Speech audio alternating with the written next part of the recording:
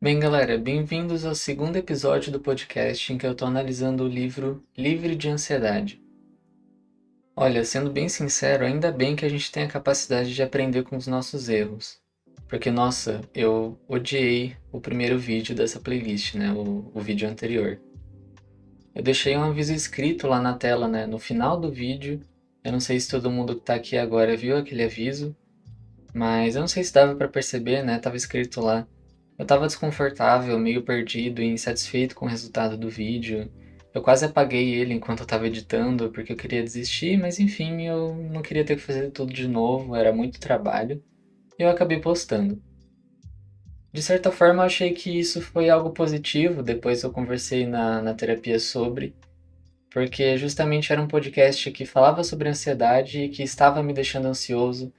Era uma experiência nova gravar um vídeo sem roteiro, sem né, de uma maneira mais natural, sem tanto planejamento, sem se preocupar tanto com as coisas. E aí eu acabei ficando um pouco mais ansioso no vídeo, mas ao mesmo tempo foi uma superação assim postar, né? Parece simples talvez para algumas pessoas, mas foi importante para mim postar aquele vídeo e manter a consciência de que tipo assim, eu sei que eu consigo fazer melhor e eu vou fazer melhor, mas eu não preciso apagar aquilo ali, sabe? Não precisa ser perfeito tudo sempre. Então, enfim, antes de começar aqui, né, eu só queria fazer essa observação em relação ao vídeo anterior. Bem, a gente ainda está no capítulo 1 do livro e como eu tinha mencionado no fim do episódio anterior, agora vai começar uma explicação dos 6 tipos, entre aspas, né, de ansiedade, que é o que vai ser principalmente abordado aqui nesse episódio. Acho que ele vai ser até um pouco mais curto. Fazendo algumas citações diretas em relação ao livro, vou ler aqui para vocês um trechinho. Há 6 transtornos de ansiedade conhecidos, cada um com seu grupo particular de sintomas. Todos vêm do mesmo tipo de instinto de sobrevivência fundamental.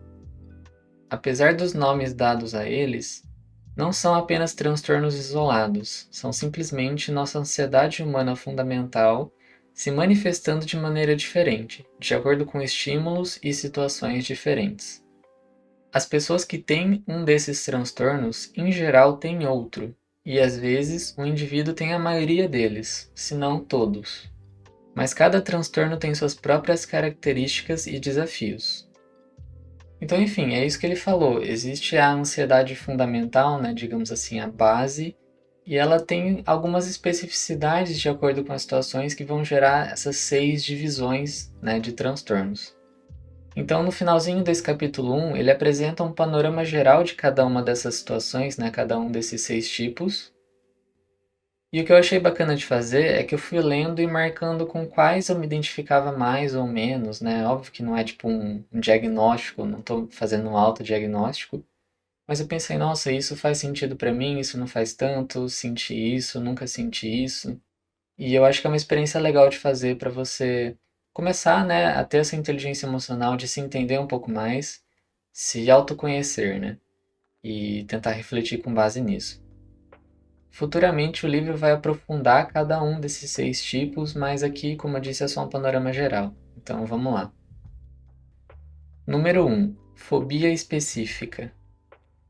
É o medo de um estímulo ou situação específica. Aviões, elevadores, água, certos animais, etc. Sua crença é de que a coisa é de fato perigosa em si mesma. Então, o avião pode cair, o cachorro pode morder. Cerca de 12% das pessoas têm uma fobia específica, embora um número muito maior possa ter medos determinados em torno de um ou mais estímulos. Bem, esse daqui é o clássico aracnofobia, né? Medo de aranha, medo de sangue. Então, enfim, são coisas mais que o senso comum já conhece um pouco mais dessa questão da ansiedade, né? Que é bem relacionada com o medo mesmo daquela coisa. E eu coloquei aqui que eu não me identifico. Óbvio que, sei lá, se aparecer uma aranha na minha frente eu tenho medo, mas eu não tenho nada muito extremo, assim, que seja realmente uma fobia que vai me colocar em um estado de alerta enorme, nem nada. Pelo menos não que eu consegui pensar quando eu li. Então, eu coloquei que eu não me identifico tanto. Número 2, o transtorno de pânico. É o medo das suas próprias reações fisiológicas e psicológicas a um estímulo. Em essência, medo de um ataque de pânico. Quaisquer anormalidades, tais como respiração alterada, batimentos cardíacos acelerados, vertigens, suores ou tremores, são vistos como sinais de colapso iminente, insanidade ou morte. A evitação que acompanha essas situações que podem acionar essas reações é conhecida como agorafobia e com frequência limita de maneira grave a mobilidade. Cerca de 3% das pessoas têm esse transtorno, em geral ligado à depressão. Eu coloquei aqui que eu me identifico com ele, mas foi só uma vez que aconteceu isso comigo durante o meu processo de cura da ansiedade, né, da terapia. E eu não sei se vocês conseguiram entender, mas é literalmente o transtorno de pânico é o medo do pânico, é o medo da sua reação fisiológica ao medo. Então, tipo assim, você acha que alguma coisa vai dar errado, e aí você começa a ficar ansioso, né? Você começa a ficar com medo. E aí, por exemplo, o seu coração acelera. Esse fato do seu coração acelerar, da sua respiração mudar, de você estar tremendo, você acha que você vai morrer, você acha que você vai colapsar, que você está ficando doido, você acha que o seu corpo ele vai colapsar, né? Então é um medo do que o medo pode gerar no seu corpo. E eu acho que, assim, qualquer transtorno psicológico é muito difícil de você realmente entender se você nunca sentiu ele, mas esse daqui em específico para mim parece muito difícil, porque eu já sabia da existência disso, né, já sabia como funcionava, minha terapeuta já tinha explicado, mas só quando eu vivenciei isso que eu entendi como de fato é. Literalmente passa na sua cabeça, é isso, eu vou morrer, sabe? Sei lá, se tem uma pessoa apontando uma arma para sua cabeça e ela vai puxar o gatilho, você pensa, eu vou morrer. O transtorno de pânico é a mesma coisa. Você pensa, eu vou morrer. É isso, acabou. Então ainda bem que aconteceu uma vez só comigo. Mas, enfim, é extremo mesmo. Pelo menos a minha experiência, né, que eu tô falando. E pelo que as pessoas falam, pelo que o livro fala, é bem parecido para todo mundo. Então não sintam, né, se você sabe de alguém que já passou por isso, não pense, é um exagero, a pessoa tá, né, desesperada e ela tá exagerando. Eu acho que muitas vezes não, a pessoa realmente sentiu aquilo. E acho que só sentindo para você saber o peso que é realmente isso acontecer. Agora o número 3, transtorno obsessivo compulsivo, ou TOC. A pessoa tem pensamentos recorrentes ou imagens, como obsessões, que considera estressantes. Por exemplo, pensar que está sendo contaminada, perdendo o controle, cometendo um erro ou se comportando de maneira inadequada. E aí existe uma necessidade urgente de realizar certas ações, compulsões, que vão neutralizar essas imagens. Lavar as mãos, fazer rituais arbitrários, fazer verificações constantes e etc. O transtorno, em geral, leva à depressão e afeta cerca de 3% da população. Bem, eu de início não entendi muito bem como é que funcionava isso, mas pelo que eu conversei com a minha terapeuta é assim: transtorno obsessivo compulsivo. Então tem a parte da obsessão, que são essas imagens, né, esses pensamentos recorrentes. Pegando esse exemplo de que eu estou sendo contaminado, né, pessoa que tem aquela coisa com germe, ela não consegue, né, sujeira e tal, ela fica muito incomodada com aquilo. Então ela tem esse pensamento, essa obsessão de que ela está sendo contaminada o tempo inteiro. E aí para lidar com isso, ela tem uma compulsão. Então obsessivo compulsivo. A compulsão é, por exemplo, lavar a mão. Então é um ritual, a pessoa precisa estar o tempo inteiro lavando a mão, lavando a mão, lavando a mão, tomando banho, para ela sentir que ela está neutralizando aquela obsessão. Então é um comportamento que são quase rituais, né? Então, quando eu pensava em toque, por exemplo, eu pensava que, no exemplo da pessoa que tem a mesa do escritório toda organizada, sabe? Tudo bonitinho, milimetricamente calculado e tal. Porque ela tem uma obsessão, por exemplo, por organização, por limpeza, né? Então tudo tem que estar no lugar. E aí, para manter essa obsessão sempre apaziguada, ela tem que estar organizando tudo o tempo todo. Então vira uma compulsão. Esse seria o toque e eu não me identifico muito com isso, né? Nunca tive nada nesse sentido. O 4 é o transtorno de ansiedade generalizada, ou TAG, né? TAG. Essa é essencialmente uma tendência em se preocupar continuamente com um monte de coisas. Os pensamentos se voltam para a imaginação de todas as possíveis consequências negativas e de maneiras de impedi-las. O transtorno muitas vezes é acompanhado por sintomas físicos de estresse, insônia, tensão muscular, problemas gastrointestinais e etc. Cerca de 9% das pessoas têm esse transtorno. Bem, esse eu acho que é o mais simples de todos, no sentido de entender, né, que ele é ansiedade generalizada, então preocupação. Você fica o tempo inteiro se preocupando com tudo que pode acontecer e como você pode fazer para impedir aquilo de acontecer, que pode dar errado, e aí você acaba ficando estressado, né? Esse era justamente o problema maior que eu tinha dessa preocupação extrema. De novo, todo mundo tem ansiedade, todo mundo. Tipo assim, o sentimento ansiedade, o sentimento medo são sentimentos normais do ser humano, dos animais, enfim. Mas quando isso ultrapassa limites saudáveis, vira um transtorno. Então é basicamente isso, é um exagero da ansiedade, né? O número 5 é o transtorno de ansiedade social, que é o TAS, ou fobia social. É o medo de ser julgado pelos outros, especialmente em situações sociais. Essas situações incluem apresentações, festas, encontros, comer em locais públicos, usar banheiros públicos ou simplesmente encontrar novas pessoas. Os sintomas incluem tensão extrema ou paralisia, preocupação obsessiva com interações sociais e uma tendência ao isolamento e à solidão. Esse transtorno é frequentemente acompanhado pelo uso de drogas e álcool. Cerca de 14% das pessoas têm esse transtorno, de alguma forma. Eu já passei por coisas assim, eu imaginava, na verdade, que a ansiedade e a ansiedade social não tinham muitas diferenças, eu imaginava que era meio que a mesma coisa. Só que aí, conforme eu comecei a estudar sobre isso, eu percebi que realmente, por exemplo, eu tenho a ansiedade, mas em situações sociais eu não tenho tanto. Então dá pra perceber que realmente são coisas diferentes, né? Ao mesmo tempo que não são, né? De novo, são faces diferentes de um mesmo problema. Mas eu achei interessante que existe essa separação que eu não sabia, né? E realmente, pra mim, eu não me identifico tanto com isso, não tanto quanto a parte da ansiedade generalizada. Mas é basicamente isso, acho que fica bem claro também, né? Que esse medo de você estar numa festa e ter que interagir com a galera e você não consegue fazer aquilo, você fica extremamente ansioso e acaba se isolando por conta disso. É um problema que afeta bastante gente, 14% acho que foi a porcentagem maior que a gente leu até agora, né? Em relação aos outros.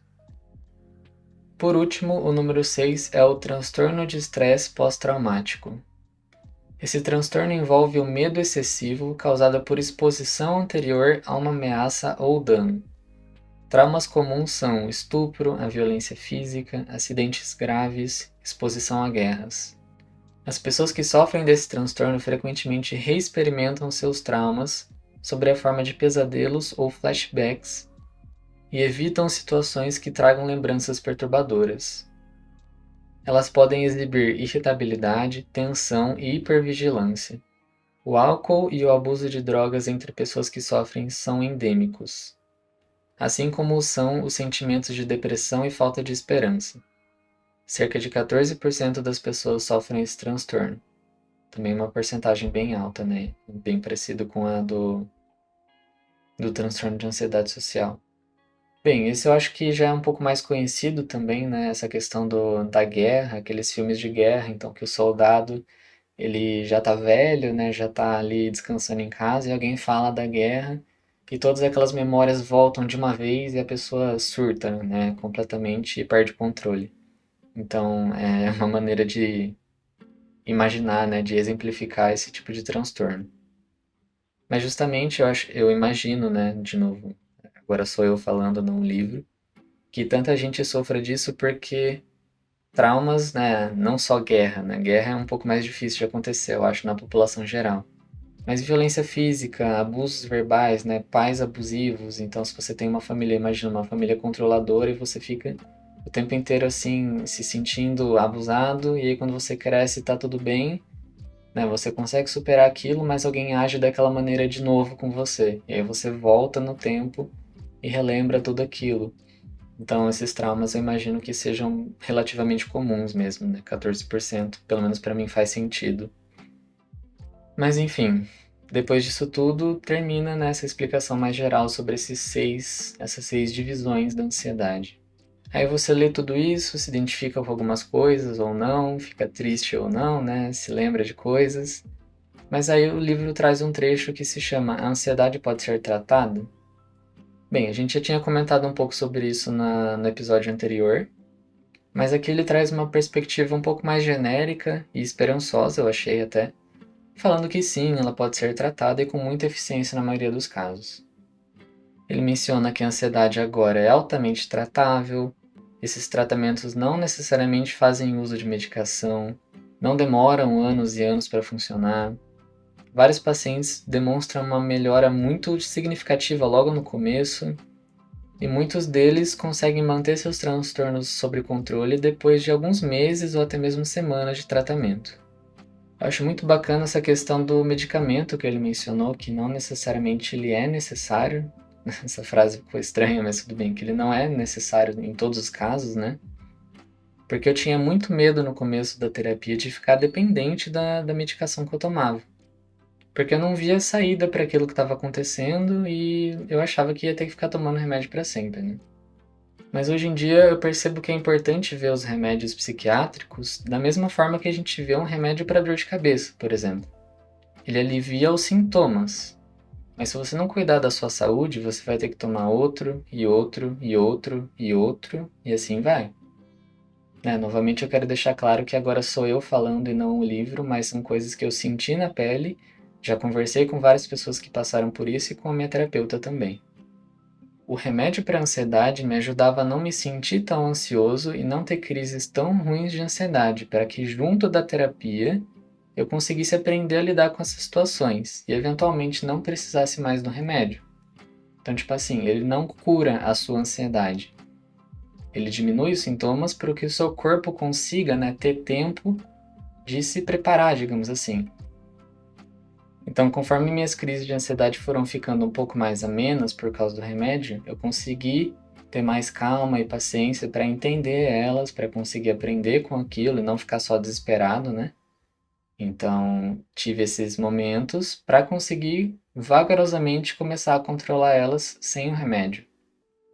E assim, eu tô falando, né? É claro que cada pessoa é diferente, mas se você tem um desses problemas, um desses 6 transtornos, você toma medicação e não faz nada para melhorar sua saúde mental, tipo assim, você não muda seus hábitos, né? Ou pelo menos você não, reformular. Você não tenta mudar seus hábitos, você não tenta ir atrás de uma terapia, sei lá, aprender como ter mais autoconhecimento, né? Aprender, enfim. Se você não busca isso, tudo bem não conseguir. Eu sei que no começo é difícil, então não quero dar aquela pressão de, você não consegue. Você tem que tentar, né? Você tem que ter força para tentar. E se você não tiver força, você precisa de alguém que te ajude a arranjar essa força, né? Que te dê essa força no começo. Porque se você só ficar tomando remédio e nada mudar, é isso, nada vai mudar, você vai continuar tomando remédio.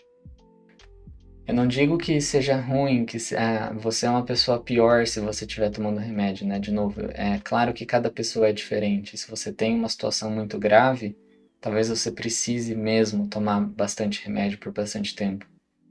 Mas eu tô dizendo, o que eu quero dizer aqui é para você se motivar a não ver isso como a única solução, sabe? Para você não perder a esperança.